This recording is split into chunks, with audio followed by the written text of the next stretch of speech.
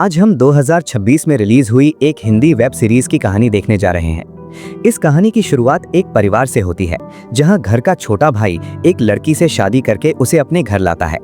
वो लड़की अपनी नई जिंदगी को लेकर बहुत उत्साहित थी और ढेरों अरमानों के साथ अपने ससुराल में कदम रखती है।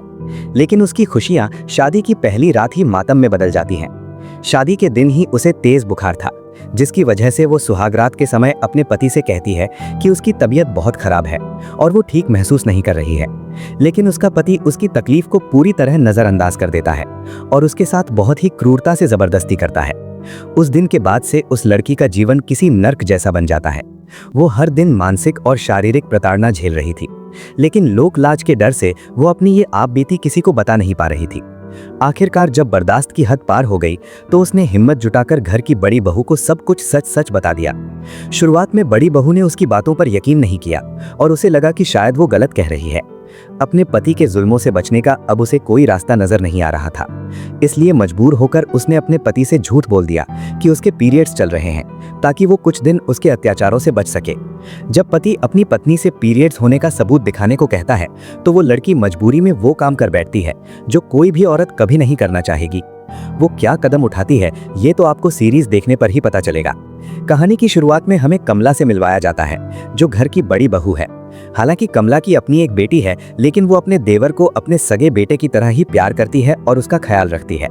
वो अपने देवर के लिए इतनी पागल है कि अगर उसे कोई जरा सा भी कुछ कह दे तो वो दुनिया की परवाह किए बिना लोगों से भिड़ जाती है।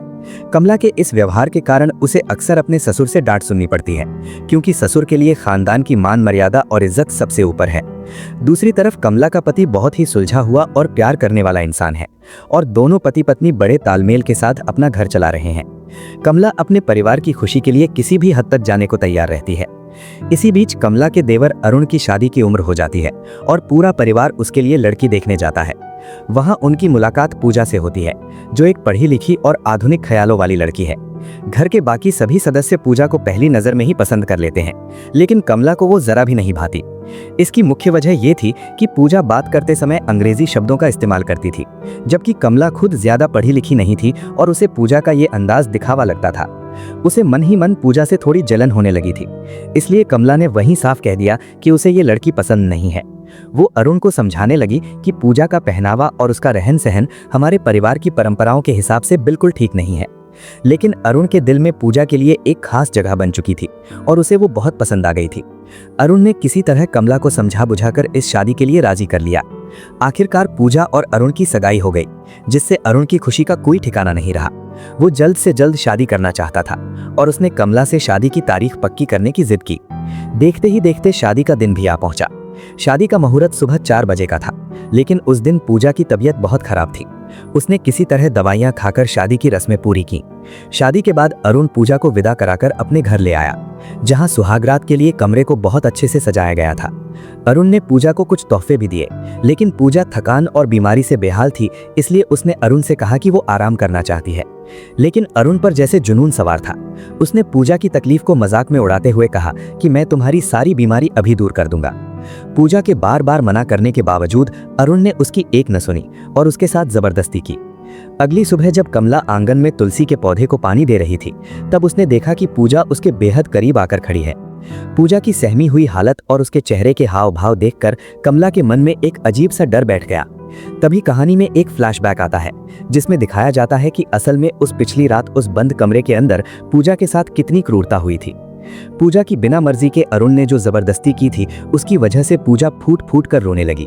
उसे रोता देख अरुण को जरा भी पछतावा नहीं हुआ, बल्कि उसने बड़े अहंकार के साथ कहा कि तुम मेरी पत्नी हो और तुम्हें छूने के लिए मुझे किसी की इजाजत की जरूरत नहीं है, यहाँ तक कि तुम्हारी भी नहीं। अब से जब भी मेरा मन करेगा तुम्हें मेरे साथ सोना ही होगा। ये सुनकर पूजा पूरी तरह टूट गई और उसने रोते हुए कहा कि तुमने मेरी जिंदगी बर्बाद कर दी है। मेरी मर्जी के बिना तुमने जो किया वो बहुत बड़ा गुनाह है। मगर अरुण अपनी जिद पर अड़ा रहा और उसने पूजा को कमरे से बाहर निकालते हुए चुनौती दी कि जाकर किसी से भी पूछ लो कि जो मैंने किया क्या वो गलत है।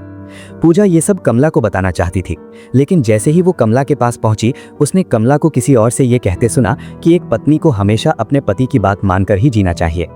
कमला की ये बात सुनकर पूजा का गुस्सा और बढ़ गया और उसने अपनी आप बीती न बताने का फैसला किया, क्योंकि उसे लगा कि यहाँ कोई उसकी बात नहीं समझेगा। जहां एक तरफ अरुण को अपनी गलती का जरा भी एहसास नहीं था, वहीं दूसरी तरफ घर में एक अलग ही नजारा देखने को मिला। कमला का पति उसके दिन भर काम करने की वजह से थके हुए पैरों को बड़े प्यार से दबा रहा था। कमला खुद को बहुत खुशकिस्मत महसूस कर रही थी कि उसे इतना सम्मान देने वाला और समझने वाला जीवन साथी मिला। इसके बाद पूजा उदास मन से छत पर खड़ी अपनी किस्मत पर रो रही थी। तभी कमला उसके पास आई और उससे उसकी परेशानी पूछी, लेकिन पूजा ने फिर भी अपनी जुबान नहीं खोली और चुपचाप वहां से चली गई। कमला पूजा को रसोई के काम और खाना बनाना सिखा रही थी। तभी अचानक पूजा ने उससे विनती की कि क्या वो उसे एक बार उसके मायके ले जा सकती है। कमला को थोड़ा अजीब तो लगा, लेकिन वो उसकी उदासी देख उसे उसके घर ले जाने के लिए तैयार हो गई। वहां पहुंचकर कमला और पूजा के पिता बाहर हॉल में बैठे इंतजार कर रहे थे और पूजा अंदर अपनी मां से बात करने गई। पूजा को उम्मीद थी कि उसकी मां उसकी तकलीफ समझेगी और उसका साथ देगी, लेकिन हुआ इसके बिल्कुल उलट। उसकी मां ने सहानुभूति देने के बजाय उल्टा नसीहत देना शुरू कर दिया। उसकी मां ने गुस्से में कहा कि शादी के बाद पति जैसा भी व्यवहार करे, एक औरत को उसके साथ समझौता करना ही पड़ता है, और अगर वो शादी के दूसरे दिन ही ऐसे वापस मायके आ जाएगी तो दुनिया वाले क्या कहेंगे। समाज और बदनामी के डर से बेचारी पूजा अपनी मां के सामने भी अपना दर्द पूरी तरह बयान नहीं कर पाई और भारी मन से वो कमला के साथ वापस अपने ससुराल की ओर चल दी। वापसी के रास्ते में अरुण का फोन आता है और पूजा वो फोन कमला को थमा देती है। कमला और अरुण की बातचीत से पूजा को अंदाजा हो जाता है कि अरुण अब जल्द ही हनीमून पर जाने की योजना बना रहा है। अरुण के साथ अकेले कहीं बाहर जाने के ख्याल मात्र से ही पूजा के पसीने छूटने लगे और वो बुरी तरह डर गई। उसने अपनी बेचैनी छिपाने के लिए कमला से कहा कि उसे शौचालय जाना है और गाड़ी रुकवाई। पूजा वॉशरूम के बहाने गाड़ी से उतरी, लेकिन काफी समय बीत जाने के बाद भी जब वो वापस नहीं आई तो कमला को चिंता होने लगी और उसने घबराकर उसे हर जगह ढूंढना शुरू कर दिया। पूजा का कहीं पता नहीं था, जिससे कमला घबरा गई और घर पहुंचकर उसने सबको ये बात बताई। सब मिलकर पूजा को ढूंढने लगे और काफी देर बाद कमला को पूजा एक सुनसान जगह पर अकेली मिली। वहां पूजा ने रोते हुए कमला को सब सच बता दिया कि कैसे अरुण ने उसकी मर्जी के बिना उसके साथ गलत व्यवहार किया है। ये सुनकर कमला सन्न रह गई और उसे अपने कानों पर यकीन नहीं हुआ। उसने गुस्से में पूजा को एक थप्पड़ जड़ दिया और कहा कि अरुण ऐसा कभी नहीं कर सकता, मैंने उसे बहुत अच्छे संस्कारों से पाला है। कमला को लगा कि पूजा झूठ बोल रही है, लेकिन पूजा ने हिम्मत नहीं हारी और कमला को समझाया कि पति पत्नी के रिश्ते में भी पत्नी की सहमति बहुत जरूरी होती है और बिना मर्जी के बनाया गया कोई भी शारीरिक संबंध गलत और शोषण की श्रेणी में आता है। घर लौटने के बाद कमला का मन बेचैन रहने लगा और वो बार बार पूजा की बातों के बारे में सोचने लगी कि क्या वाकई उसका भाई जैसा देवर ऐसा कर सकता है। अपनी शंका दूर करने के लिए कमला ने अरुण के स्कूल के पुराने रिकॉर्ड्स और व्यवहार से जुड़ी पुरानी चीजें खंगालनी शुरू कर दी। इसी कश्मकश के बीच कमला एक ऐसी संस्था यानी एनजीओ में पहुंची जहां उन महिलाओं की मदद की जाती है जो अपने ही घर में प्रताड़ना का शिकार होती हैं। वहां जाकर उसे पता चला कि समाज में ऐसी कई महिलाएं हैं जो शादी के बाद अपने पति के हाथों इसी तरह का जुल्म सह रही हैं और चुप हैं। कमला को उस संस्था में जाकर ये एहसास हुआ कि समाज में कई महिलाएं अपनी मर्जी के खिलाफ शारीरिक संबंध बनाने को मजबूर हैं और उनका दर्द सुनने वाला कोई नहीं है। जहां एक तरफ कमला का पति उसे बहुत प्यार और सम्मान देता था, वहीं दूसरी तरफ पूजा की जिंदगी हर पल नर्क बनती जा रही थी। हनीमून के दौरान भी अरुण की हैवानियत कम नहीं हुई और वो हर रात पूजा के साथ बहुत ही बुरा बर्ताव करता रहा। पूजा हर रात खौफ के साए में जी रही थी और उसे अपने ही पति से डर लगने लगा था। एक रात जब अरुण फिर से जबरदस्ती करने के लिए उसके पास आया तो पूजा डर के मारे भागकर बाथरूम में घुस गई और दरवाजा अंदर से बंद कर लिया। अरुण के बार बार दरवाजा पीटने पर उसने घबराकर झूठ बोल दिया कि उसे पीरियड्स हैं और वो आज उसके पास नहीं आ सकती। लेकिन अरुण की निर्दयता की सारी सीमाएं पार हो चुकी थीं।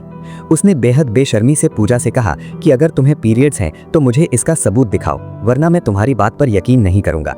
बेचारी पूजा बुरी तरह फंस गई थी और उसे समझ नहीं आ रहा था कि वो इस जिल्लत और हैवानियत से खुद को कैसे बचाए।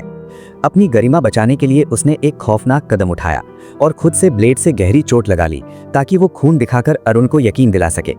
इसके बाद पूजा की हालत बहुत बिगड़ गई और उसे तुरंत अस्पताल में भर्ती कराना पड़ा। पूरा परिवार अस्पताल पहुंचा, जहां डॉक्टर ने कमला को एक ऐसी सच्चाई बताई जिसे सुनकर उसके होश उड़ गए। डॉक्टर ने बताया कि पूजा को बहुत ज्यादा ब्लीडिंग हो रही है क्योंकि उसने अपने प्राइवेट पार्ट पर ब्लेड से गहरा कट लगा लिया है। ये सुनकर कमला सन्न रह गई और उसे अपनी परवरिश पर शक होने लगा। उसने बाकी घरवालों को वहां से भेज दिया और अकेले में पूजा से इस दर्दनाक कदम की वजह पूछने का फैसला किया। पूजा ने रुआंसी आवाज में कमला से कहा कि क्या तुम ये नहीं समझ सकती कि अगर मुझे अपनी मर्यादा बचाने के लिए खुद को ब्लेड से काटने की जरूरत पड़ी तो मैंने किस हद तक दर्द और तकलीफ झेली होगी। पूजा की ये बातें सुनकर कमला का दिल भर आया और वो फूट फूट कर रोने लगी। उसे इस बात का बहुत गहरा दुख था कि जिस देवर को उसने अपने बेटे की तरह पाला पोसा और अच्छे संस्कार देने का दावा किया, वो किसी लड़की के साथ इतनी हैवानियत कैसे कर सकता है। कमला ने तुरंत पूजा को गले लगाया और वादा किया कि अब वो हर कदम पर उसके साथ खड़ी रहेगी और उसे इंसाफ दिलाकर रहेगी। कमला ने उसे ढांढस बंधाया कि हमारे ससुर जी एक बहुत ही नेक और उसूलों वाले इंसान हैं और जब उन्हें सच्चाई का पता चलेगा तो वे जरूर पूजा का साथ देंगे और अरुण को सजा दिलाएंगे। इसके बाद कमला पूजा को लेकर वापस घर आ गई। दूसरी तरफ अरुण डॉक्टर के पास पहुंचा, लेकिन उसे अपनी पत्नी की जान की कोई फिक्र नहीं थी। उसने डॉक्टर से बहुत ही बेशर्मी से पूछा कि अब वो दोबारा पूजा के साथ शारीरिक संबंध कब बना सकता है। उसकी ये नीच हरकत देखकर डॉक्टर को समझ आ गया कि अरुण एक मानसिक रूप से बीमार और पत्थर दिल इंसान है। डॉक्टर ने उसे जमकर फटकार लगाई और अस्पताल से बाहर निकाल दिया। डॉक्टर की बातों से अरुण को ये अंदाजा हो गया कि अब उसकी भाभी यानी कमला को सब कुछ पता चल चुका होगा और उसकी पोल खुल गई है। जब अरुण डरते डरते घर पहुंचा तो उसने देखा कि कमला ने परिवार के सभी सदस्यों को एक साथ बुलाया है और वो सबके सामने पूजा के साथ हुई क्रूरता का जिक्र कर रही है। कमला को पूरी उम्मीद थी कि घर के बड़े बुजुर्ग अरुण की इस काली करतूत को जानने के बाद उसे कभी माफ नहीं करेंगे और उसे उसके किए की उचित सजा जरूर मिलेगी। कमला को पूरा भरोसा था कि उसके ससुर, जो हमेशा सच्चाई और उसूलों का साथ देते थे, इस बार भी पूजा को इंसाफ जरूर दिलाएंगे। उन्हें घर में जब भी कहीं कुछ गलत दिखता था तो वे उसके खिलाफ जरूर आवाज उठाते थे। इसीलिए कमला के मन में विश्वास था कि अब पूजा का दुख खत्म होने वाला है। कमला ने पूरे परिवार को इकट्ठा किया और ससुर जी के सामने अरुण की सारी काली करतूतें खोलकर रख दी। लेकिन कमला की उम्मीदें तब चकनाचूर हो गईं जब ससुर जी ने इस इतनी बड़ी हैवानियत को एक बहुत ही छोटी और मामूली बात करार दिया। उन्होंने बस अरुण से एक छोटी सी माफी मंगवाई और ये कहकर बात खत्म कर दी कि पति पत्नी के बीच ऐसी छोटी मोटी बातें होती रहती हैं और इन्हें दिल से नहीं लगाना चाहिए। ससुर जी का यह दोहरा चेहरा देखकर कमला को बहुत गुस्सा आया और उसने ठान लिया कि अब वो चुप नहीं बैठेगी।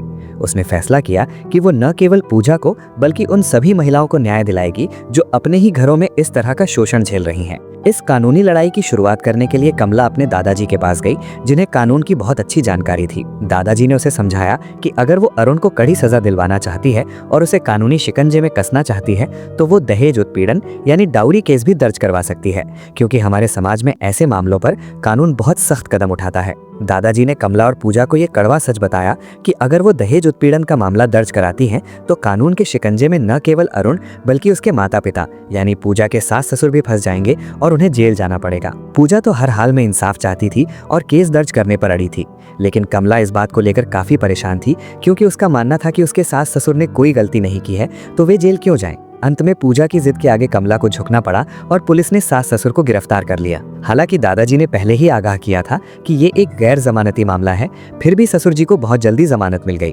जब पूजा ने हैरान होकर दादाजी से पूछा कि ये कैसे मुमकिन हुआ तो दादाजी ने बताया कि ससुर जी बहुत शातिर निकले।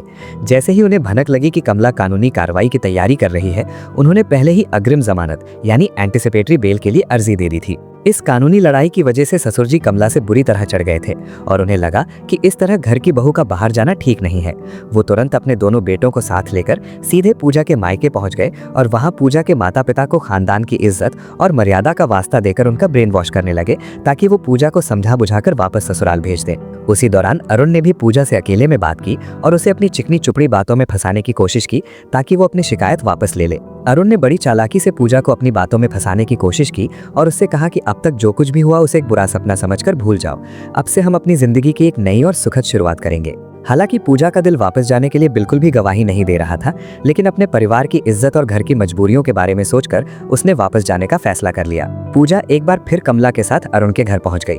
घर लौटने पर अरुण सबके सामने पूजा से बहुत प्यार और परवाह दिखाने का नाटक करने लगा, लेकिन कमला और पूजा अच्छी तरह जानती थी कि ये सब महज एक दिखावा है। कमला ने ठान लिया था कि वो इस लड़ाई को बीच में नहीं छोड़ेगी और उन सभी महिलाओं की आवाज बनेगी जो अपने ही घरों में इस तरह का शोषण झेल रही हैं। इसी दौरान गांव के मंदिर में एक बड़े उत्सव का आयोजन हुआ, जहां भारी संख्या में लोग इकट्ठा हुए थे। कमला को लगा कि अपनी बात रखने के लिए इससे बेहतर मौका और कोई नहीं हो सकता। वो उस जगह पहुंच गई जहां सार्वजनिक भाषण चल रहे थे। वहां बहुत सारे पुरुष और महिलाएं बैठी थी।